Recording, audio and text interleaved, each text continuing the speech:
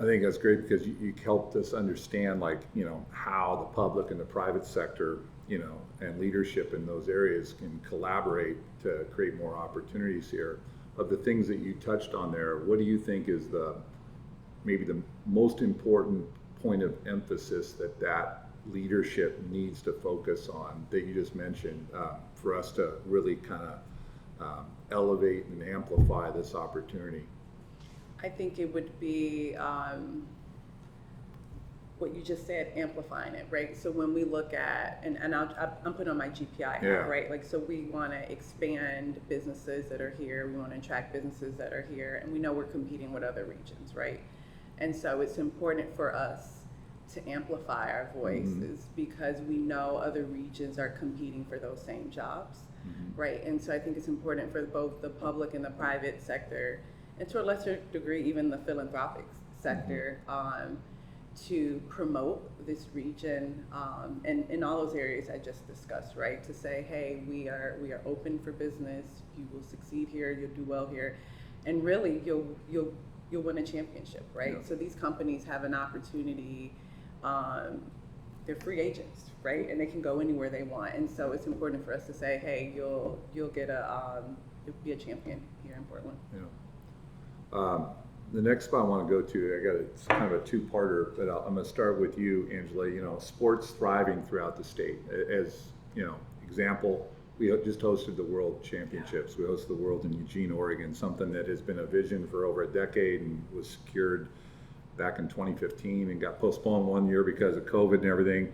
But talk about the unique environment that sports and innovation growth in the triangle of Portland, Bend, and Eugene, and how that's led us to where we are today.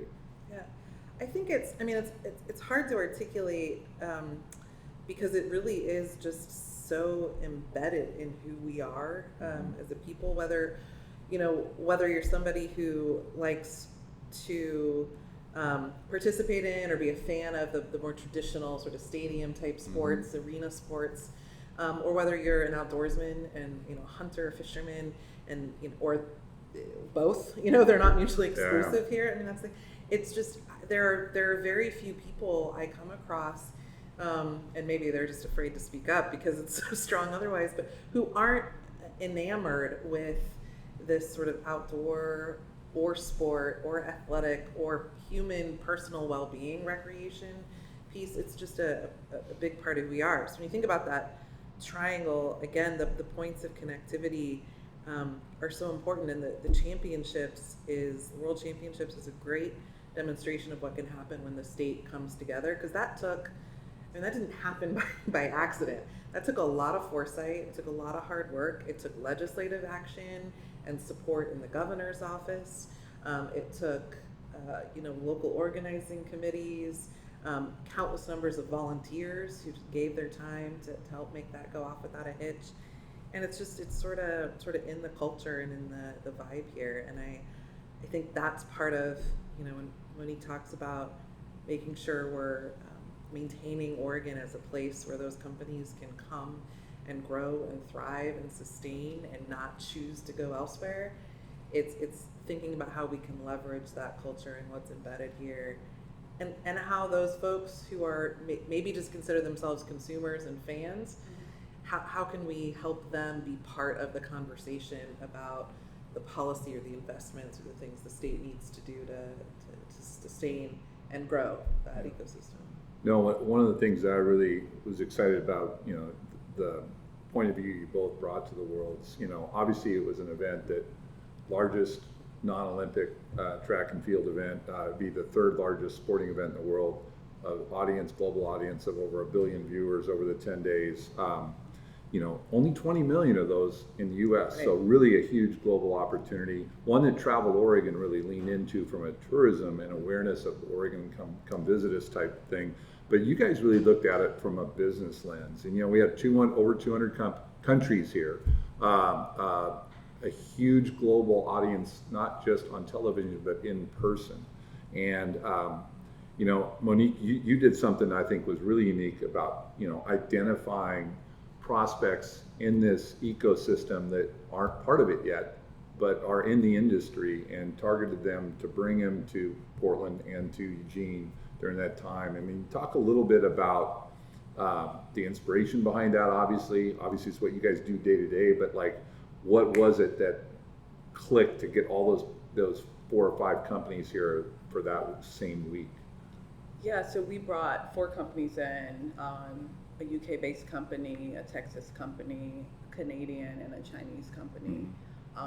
And it was the world's, like you said, this was a unique opportunity for the state. And so apparel and outdoor is one of the sectors that we work with, and to attract and expand, businesses within that sector. And to me, it was just a no-brainer, right? Yeah. If we want to bring in apparel and outdoor companies, what better way to showcase our region than having them come for a sporting event and selling our region without a formal presentation, right? And so over the course of 4 days, we were able to sell the region by letting them see the region and seeing everything that's happening here.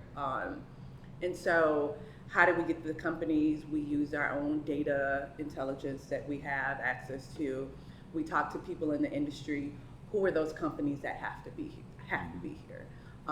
And then we work relationships and introductions and emails, and that's how we settled on those companies. And what was great is we talk about just regional coordination and collaboration. The companies that came here touched so many different organizations, right? We were right here in this room, and they were talking with Sport Oregon and members of your organization, and really having a candid conversation as to the opportunities and challenges that are here.